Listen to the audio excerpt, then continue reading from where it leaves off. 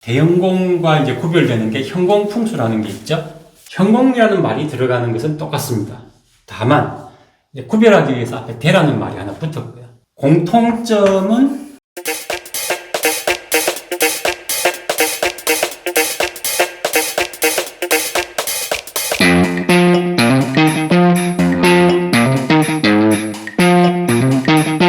안녕하십니까. 대형공 풍수. 저번 시간에 이어서 나머지 내용들을 또 계속해서 강의를 하도록 하겠습니다.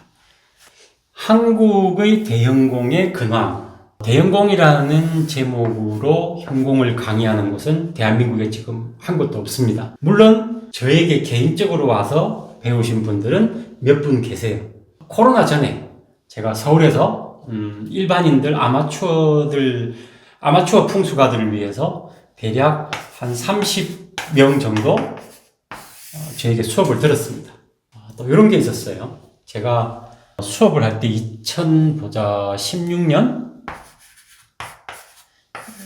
2016년에 제가 이제 이 문파에 입문을 하고 조건이 하나 있었습니다. 조건이 뭐냐? 이걸 배우고 나서 소화가 되면 써라. 최소 5년간은 대외 활동을 하지 말고 소화를 시켜라는 서약서를 작성했습니다. 저도 이 시간을 지나오면서 맞고 안 맞고 좋고 나쁘고의 검증이 필요하겠죠. 검증 시간을 거쳐가면서 제가 이제 실습을 해보고 좀 수정해야 될 것, 또 한국에 적합한 것, 적합하지 않은 것, 이런 것들을 어느 정도 이제 걸러내는 작업을 했습니다. 한국의 근황은 지금 제가 구성풍수였나? 책을 한 권 출간한 게 있어요. 구성현공학인가? 하는 책이 하나 있습니다. 비전구성학으로 제가 기억이 되는데요. 코로나 전 나왔던 책인 것 같아요. 네. 코로나 기간도 거치고 하면서 비전구성학, 비전구성풍수인가 구성학이지? 지금 제가 기억력이 조금 그렇긴 한데 어쨌든 개론서를 제가 하나 쓴 게 있습니다. 여러분도 혹시 관심이 있으시면 검색하시면 서점에서 구하실 수는 있을 거예요. 그렇게 하고 이 책을 보신 분들이 드문드문 연락이 와서 개인 수업을 진행했던 적이 있습니다. 서울 쪽에서 연락 오신 분도 있고 각 우리나라 전역에서 연락이 오셔가지고 수업을 진행했던 적이 있고요. 코로나 전에 이렇게 수업을 했었는데 이분들이 지금 직업을 원래 가지신 분들이 이렇게 배우다 보니까 또 프로같이 이렇게 전문 풍수사로 나서질 않아가지고 쓰시는 분들이 모르겠습니다. 제가 일일이 확인은 못 해봤습니다. 그리고 현업에 계신 분들도 배우신 분들도 있고요. 한국에서 상황은 이렇고요. 그리고 지금 서울 쪽에 사회교육원 쪽에 강좌가 코로나 전에 있었는데 코로나를 기점으로 해서 이 강좌가 가수를 모아놓고 하는 강좌가 사라졌습니다. 강좌 자체는 온라인 통해서 많이 진행이 되거나 개인적으로 와서 수업을 하거나 그런 게 현재의 근황이고요. 대형공학회라는 카페, 네이버에 대형공풍수학회라는 혹은 대형공학회라는 카페는 있습니다. 혹시 궁금하신 분들은 검색해서 오셔서 내용을 한번 살펴보셔도 되고요. 자, 그래서 대형공의 한국에 있어서의 근황은 방금 말씀드린 것과 같고요. 대형공의 특징과 차별점. 한국에서는 지금 대형공과 이제 구별되는 게 현공풍수라는 게 있죠. 현공이라는 말이 들어가는 것은 똑같습니다. 다만 이제 구별하기 위해서 앞에 대라는 말이 하나 붙었고요. 공통점은 1에서 9까지의 숫자를 사용한다. 1에서 9까지의 숫자는 뭐냐? 북두칠성. 여러분 들어보셨을 겁니다. 거기에 보이지 않는 숨어있는 별 두 개를 합쳐서 북두구성이라고도 하죠. 근데 저희들은 보통 북두칠성으로 알고 있습니다. 그래서 1에서 9까지의 숫자를 활용하는 건 똑같습니다. 차이점.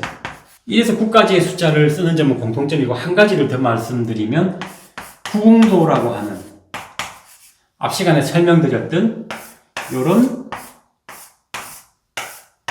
9개로 된 전체가 9개로 된 이런 양식을 써서 1에서 9까지의 숫자를 쓴다는 건 공통됩니다. 차이점. 서로 접근하는 뭐라고 해야 될까?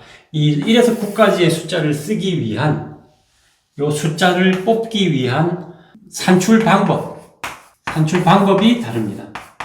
숫자는 공통적인 1에서 9까지 쓰지만 1에서 9까지의 숫자를 추출하는 과정은 다릅니다. 이게 차이점이고요. 첫째 차이점. 둘째, 1에서 9까지의 숫자를 이렇게 구공도를 이용해서, 양식을 이용해서 이렇게 배치를 했으면 판단에 있어서 조건이 다릅니다. 현공에서 말하는 것과 대형공에서 말하는 것의 차이점, 판단법이 다릅니다. 자, 3번, 해결책, 해결 방법. 자, 결정적으로 대형공을 배우게 되면 문제점을 알았습니다. 길한 것과 흉한 것, 좋은 것과 나쁜 것 알았습니다. 알았을 때 어떻게 이것을 해결할 것인가. 거기에서 결정적으로 이 대형공과 현공의 구분이 됩니다. 예를 한번 들어보면요. 자, 여기가 이제 우리 집의 중앙이라고 치고요. 이 부분에 문제가 생겨서 사람이나 재물 이런 쪽에 문제가 있다는 것을 알았습니다. 그러면 대형공에서는 이 부분에 대한 것을 바꿔버립니다. 어떤 물품, 비보, 특정 그 사람, 여기에 거주하는 사람과의 연동성을 따져가지고 여러분들이 알기 쉽게 비보를 한다 혹은 조작을 한다 뭐 이런 식으로 표현을 합니다. 그래서 이렇게 하는 반면 현공학, 일반적인 현공학에서는 사용되는 물건들이 대체로 고정되어 있습니다. 예를 들면 여러분들 보시는 분들은 분명히 풍수에 관심이 있으신 분들일 거예요. 여러분들 이런 거 아마 들어보셨을 겁니다.